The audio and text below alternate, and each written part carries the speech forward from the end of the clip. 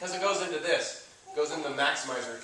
Walk in your strengths. God gave each one of you different abilities to do different things.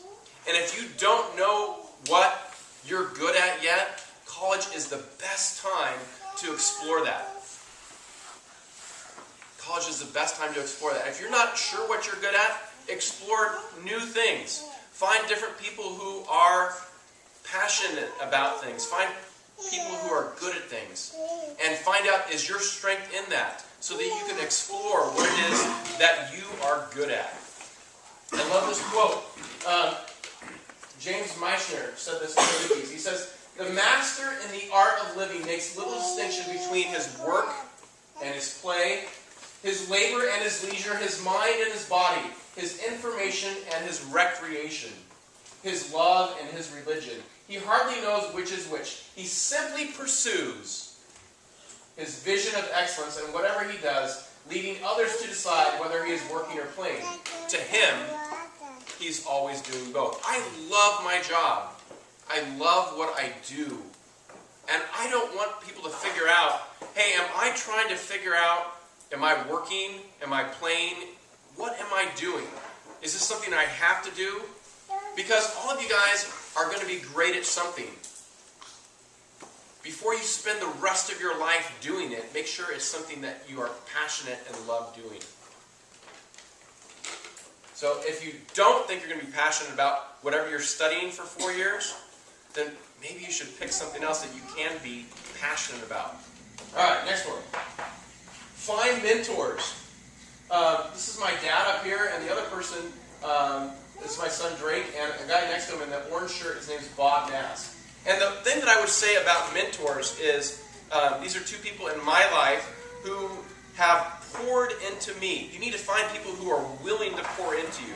The other thing is, you need to find people who are willing to kick your butt. Right? When you're messing up, they need to come alongside you and say, hey, you are screwing it up. What the heck are you doing? Right? And if you don't have anyone in your life that's going to come alongside you and say, hey, you're doing really good here, and you're really messing up here, you need to find someone. Find a mentor. And that applies while you're a college student. It applies while you're in the working world. It applies anywhere. Find mentors. Next slide. This is me at the Olympics. I've been to 4 different Olympics, and I love the Olympics. And the reason why is because I love people who are experts at whatever they do. At the Olympics, you find people who have spent 20 to 30 years, every single day of their life, practicing something to be an expert, right? And they're generally only an expert for a short amount of time before someone else is better at it than they are. To watch people when they're at their pinnacle of being an expert is exciting to me. I love seeing people who are experts. There are experts at things all around you. Find them. Find experts. Find people who are experts. Next one. Be passionate. This is when, this is our wedding day. It's about, 2-3 hours after we got married. It was a hot day, and so we stopped. Can't think of a better shot here. This is my beautiful bride in a Mustang convertible with big gulps. What a great picture. And so that's why I put that one up there. And not only be passionate, but surround yourself with passionate people. Surround yourself with passionate people.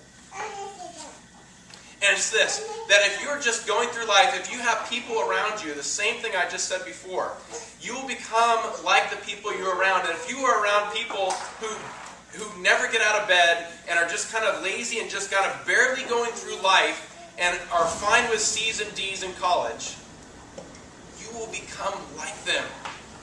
You will. Find people who are passionate. And if you want to find, same thing with an expert, when you find a passionate expert, the next one is, I would say, also a teacher. If you can find a passionate expert teacher, latch onto them with all you can. If you want to become a rock climber, what should you do? You don't know anything about rock climbing. What should you do? Find a teacher. You start reading rock climbing magazines. You start watching videos on rock climbing. You'd go hang out at the rock climbing gym. You would find out as much stuff as you can. But if you're around people who are, oh yeah, it's fun, yeah, find someone who's passionate, and that passion will rub off on you. Next slide. And this is my son Drake at like 5 feet in the air. Live like your hair is on fire. Live like your hair is on fire. And that's what I love about the slides. He is all in. You're here to be a college student, right? You are going to pay $40,000, $50,000 over the next 4 years, or you may be somewhere in that journey.